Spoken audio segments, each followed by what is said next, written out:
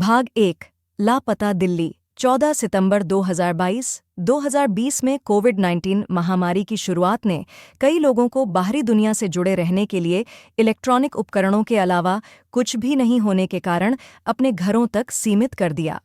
नतीजतन मास्क पहनने और सैनिटाइजर का उपयोग करने के साथ-साथ समान विचारधारा वाले लोगों को खोजने के लिए डेटिंग ऐप्स का उपयोग करना भी नया सामान्य हो गया। अपने घर के गलियारे में बैठे अर्जुन ने अपने मित्र गिरिवासन को बुलाया। चूंकि गिरिवासन उसकी छोटी बहन मेघा का करीबी दोस्त है, इसलिए वह उसके संपर्क में रहेगा। इसलिए उसने उसके बारे में पूछताछ करने के लिए उसे बुलाया। गिरी, मेघादा कैसे हैं? क्या वह ठीक है? भाई, मेघा मेरे संपर्क में नहीं है। इससे अर्जुन चौंक गए। उसने गिरी से पूछा, आखिरकार तुमने उसे कब बुलाया? मैं बिल्कुल नहीं जानता भाई, लेकिन उसका फ़ोन कुछ महीनों से बंद है। ये सुनकर मेघा के पिता तिलक ने गिरिवासन को बुलाया और इसके बारे में पूछा, और उसने उससे भी यही कहा। ये संदेह करते हुए कि कुछ गड़बड़ है, तिलक ने अपने सभी सोशल मीडिया अकाउंट चेक किए। उसमें कोई हालिया पोस्ट या अपडेट नहीं था। इसलिए वह तुरंत मुंबई के उस फ्लैट में गए जहां उनकी बेटी रह रही थी, लेकिन यह बंद था। अर्जुन, ज़रूर कुछ गड़बड़ है दा, तिलक ने अपने बेटे से कहा। उन्होंने और अर्जुन ने अपनी बेटी के लापता होने की शिकायत मुंबई पुलिस के डीजीपी यशवंत सिंह टैगोर से की। चूंकि यशवंत तिलक का पारिवारिक मित्र है और मेघा को उसके बचपन से इतने सालों से जानता है, इसलिए वह मामले की जांच करना स्वीकार करता है। यशवंत सिंह ने हेड कांस्टेबल अश्विन ठाकरे और एसीपी आनंद देशपांडे की मौजूदगी में अपने फ़ोन से दिनेश को फ़ोन किया। दिनेश ने कॉल अटेंड किया और कहा, हेलो। ऐसा लगता है जैसे वह नशे की हालत में था जब यशवंत ने उसे फ़ोन किया। दिनेश, मेरे कार्यालय में तुरंत आओ, यशवंत सिंह ने उनसे कहा, जिसे उन्होंने स्वीकार कर लिया। हेड कांस्टेबल ने यशवंत से पूछा, सर, आपने 2 साल बाद दिनेश को क्यों बुलाया? क्या कुछ ज़रूरी है? यशवंत ने उसे देखा और कहा, ठाकरे, कृपया पास की दुकान से एक सिगरेट मंगवा लें। मुझे इसकी तत्काल आवश्यकता है। वह जो बताने आता है उसे समझकर कांस्टेबल उसे सलाम करता है और उसके लिए सिगरेट खरीदने निकल जाता है। श्रीमान, कम से कम यह तो बता दो कि तुमने 2 साल बाद दिनेश को फ़ोन क्यों किया? क्या हम मामलों की जांच करने के लिए वहां नहीं हैं? और साथ ही वह अब पियक्कड़ है, एसीपी आनंद ने कहा। इस पर यशवंत हंस पड़े और इंस्पेक्टर से बारी बारी से पूछा, कितने साल से मुंबई में काम कर रहे हो? गहराई से सोचते हुए आनंद ने कहा, 1.5 साल मुझे लगता है सर। सिर्फ 1.5 साल, डीजीपी ने कहा और उन्हें 9 मार्च 2017 को आने वाला एक अखबार दिया। उन्होंने उनसे मामले के बारे में पढ़ने के लिए कहा। हालांकि आनंद में उस लेख का शीर्षक देखकर उसे पढ़ने की हिम्मत नहीं है, तो दिनेश के बारे में बताने के लिए डीजीपी खुलते हैं। भाग 2 आईपीएस अधिकारियों का जीवन। कुछ साल पहले दिसंबर 2017 मुंबई दिनेश क्राइम ब्रांच के तहत मुंबई के एसीपी के पद पर तैनात था। मुंबई आकर उन्होंने अवैध उत्खनन में लगे कई ट्रक, वाहन और ट्रैक्टर जब्त कर खनन माफिया और ड्रग माफिया से लोहा लिया था। उसने कई खूंखार माफिया नेताओं और मुंबई अंडरवर्ल्ड के खतरनाक लोगों को भी मार डाला, जो अफ्रो अमेरिकी गैंगस्टरों और इंडोनेशियाई तस्करों की मदद से भारी तस्करी गतिविधियों में शामिल थे। इसी समय उनकी मुलाकात उनकी सहपाठी ऐश्वर्या लक्ष्मी से हुई, जो दिल्ली के एम्स में पढ़ाई खत्म करने के बाद मुंबई के अस्पतालों में डॉक्टर के रूप में कार्यरत हैं। उसके साथ कुछ गुणात्मक समय बिताने के बाद वह धीरे धीरे उसके प्यार में पड़ जाता है। अपने पिता नागलिंगम की अनुमति से उन्होंने उससे विवाह किया और उसके साथ एक सुखी जीवन व्यतीत किया। हालांकि चीज़ों ने तब करवट ली जब दिनेश ने डीजीपी यशवंत के निर्देश पर अवैध ड्रग कारोबारियों को गिरफ्तार करने का अभियान शुरू किया। यह एक अनौपचारिक मिशन है जिसके बारे में राजनीतिक नेताओं और मीडिया चैनलों को जानकारी नहीं है। दिनेश और उनकी टीम ने अवैध ड्रग तस्करों को धारावी के इलाकों में सफलतापूर्वक पकड़ा और जब्त किया, जहां दाऊद अफजल का गिरोह मौजूद है। आखिरकार गिरफ्तारियों को विभाग के एक भ्रष्ट पुलिस अधिकारी द्वारा लीक कर दिया जाता है, जिससे दिनेश को अफसल के खिलाफ मुठभेड़ मिशन को रोकना पड़ता है। अफसल प्रभावशाली होने के कारण दिनेश से बदला लेने का फैसला करता है, क्योंकि दिनेश की वजह से उसके गिरोह में इतने गुर्गे मारे गए। इसके अलावा उसे इंडोनेशिया के एक गैंगस्टर से ड्रग्स के सौदे में 200 करोड़ का नुकसान हुआ था। इसलिए अफसल के बचे हुए गुर्गे काव्या और दिनेश के पिता नागालिंगम को दोपहर 12:00 शानूब द्वारा संचालित ट्रैक्टर ट्रॉली के पहियों के नीचे कुचलकर मार डालते हैं।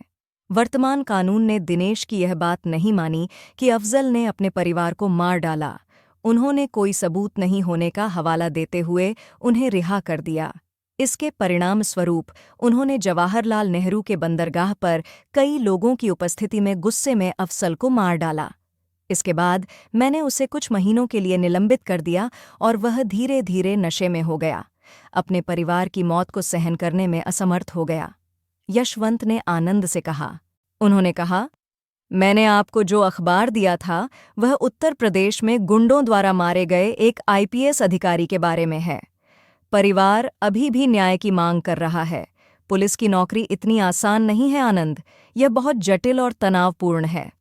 तभी आनंद को अपनी बेटी आरुषि का फोन आता है। इसके बाद वह डीजीपी से उसे स्कूल से लेने की अनुमति का अनुरोध करता है, जिसके लिए वह सहमत हो गया। अपने केबिन से बाहर जाने के बाद दिनेश डीजीपी के कमरे में दाखिल हुआ। भाग 3। पूछताछ। वह दाढ़ी रखता है, पीला दिखता है और 6 फीट ऊंचा है। दिनेश के बाल बहुत बढ़ गए हैं। यशवंत को सलाम करते हुए दिनेश सख्त हो गया। बैठो मेरे लड़के। यशवंत। कुर्सी पर बैठे दिनेश ने उससे पूछा, मुझे लगता है कि सर आपके लिए कुछ महत्वपूर्ण है, तो आपने 2 साल के अंतराल के बाद मुझे फ़ोन किया। क्या मैं कारण जान सकता हूं सर? सिगार पीते हुए यशवंत ने कहा, मेघा नाम की एक लड़की दिनेश को याद करती है।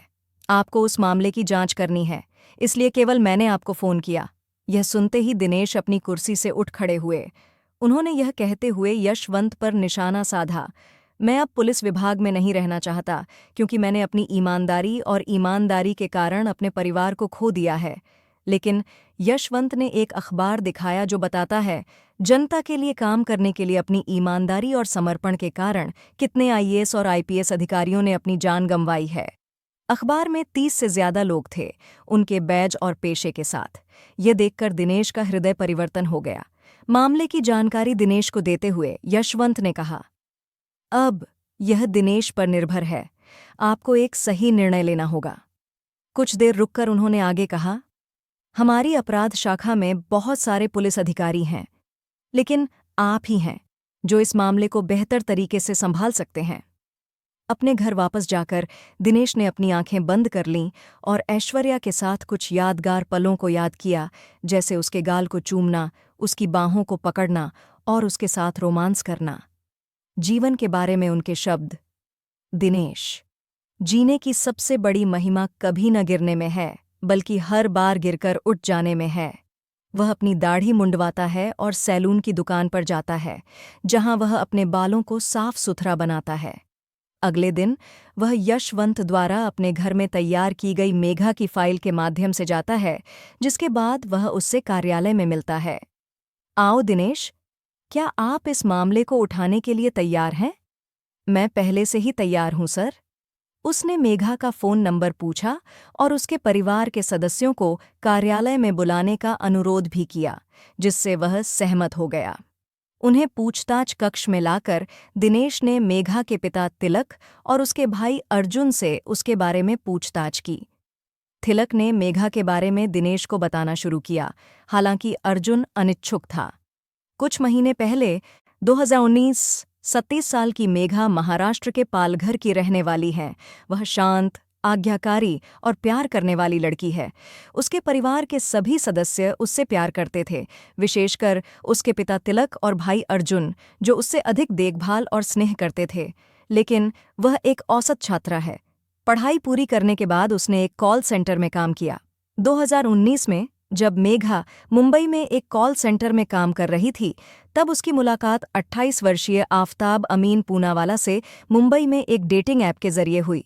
आफताब अपने छोटे भाई और माता पिता के साथ दीवान मान वसई में रह रहा था। उनकी मां जरीना हाउसवाइफ हैं और उनके पिता अब्दुल्ला जूते का होलसेल बिजनेस चला रहे हैं। उन्होंने अपना BUMS पूरा किया। मुंबई के रहेजा कॉलेज में डिग्री और वर्तमान में शेफ के रूप में काम कर रहे हैं। इसके अलावा उन्होंने अपने छोटे भाई के साथ मिलकर इंस्टाग्राम में फूड ब्लॉगिंग की। वह उस पेज में खाने के वीडियो और तस्वीरें पोस्ट कर काफ़ी सक्रिय थे।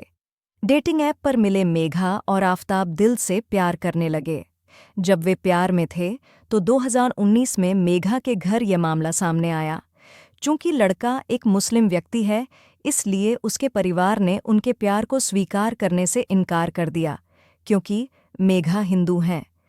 जब उसके घर में समस्या चल रही थी तो आफताब ने कहा, तू अपने घर से निकल, मैं तुमसे शादी ज़रूर करूंगी।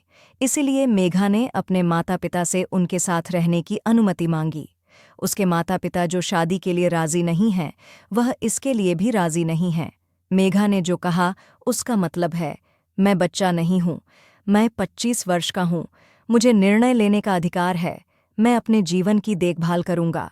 उसने कहा, अब से भूल जाओ कि मैं तुम्हारी बेटी हूँ। मेघा ने अपने कपड़े पैक किए और घर से निकल गई। भले ही मेघा लिव इन में थी और माता पिता से लड़कर घर छोड़कर चली भी गई थी, लेकिन वह अपनी माँ से फ़ोन पर बात कर रही थी। वह ऐसे ही बातें कर रही थी और कुछ दिन बाद उसने बताया कि आफताब उसे पीट रहा था।